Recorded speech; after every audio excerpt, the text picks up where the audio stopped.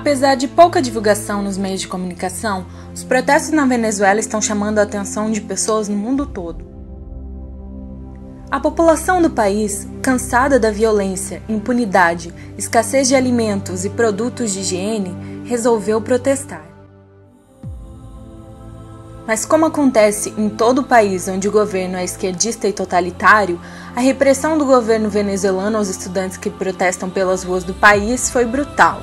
Utilizando-se da Guarda Nacional e dos chamados coletivos, Maduro ordenou que os manifestantes sejam duramente combatidos, inclusive utilizando armas de fogo contra a população, causando a morte de pelo menos 3 pessoas e a prisão de muitas outras. O que acontece na Venezuela é um triste episódio, mas devemos estar alertas ao fato de que a Venezuela de hoje pode representar a América Latina de amanhã.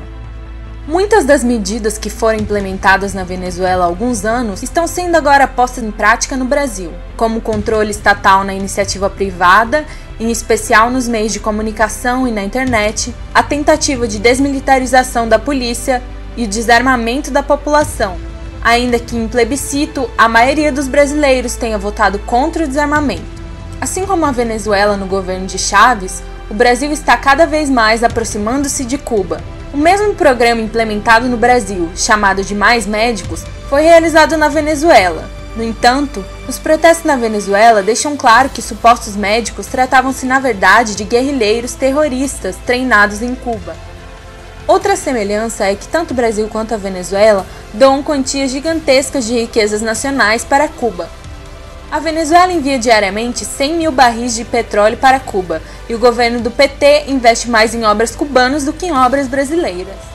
E por fim, uma importante coincidência entre Venezuela e o Brasil é que ambos os países possuem processos eleitorais suspeitos de fraude.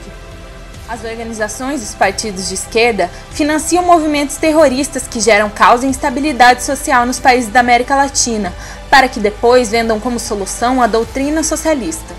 No entanto, os acontecimentos na Venezuela nos mostram que a liberdade e o socialismo são perfeitos opostos.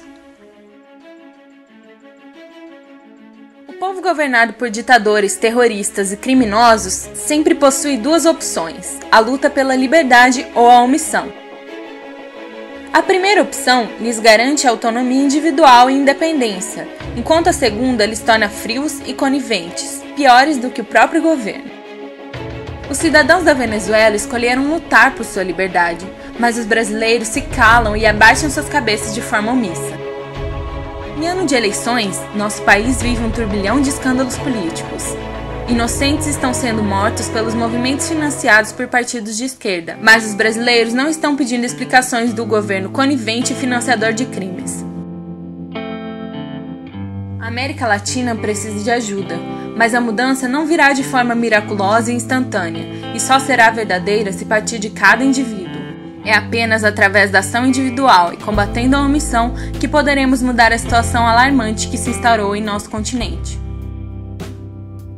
É importante que oremos pela Venezuela, mas também que oremos pelo Brasil e por toda a América Latina. Ajude-nos a combater a omissão, conquistando assim a nossa liberdade.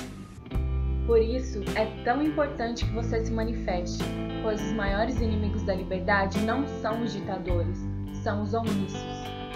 Os maiores inimigos da liberdade não são os ditadores, são os omissos. Os maiores inimigos da liberdade não são os ditadores, são os omissos. Os maiores inimigos da liberdade não são os ditadores, são os omissos. Os maiores inimigos da liberdade não são os ditadores, são os omissos. Os maiores inimigos da liberdade não são os ditadores, são os omissos. Os maiores inimigos da liberdade não são os ditadores, são os omissos. Os maiores inimigos da liberdade não são os ditadores, são os omissos.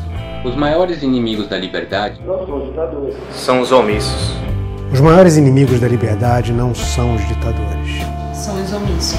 Os maiores inimigos da liberdade não são os ditadores, são os omissos.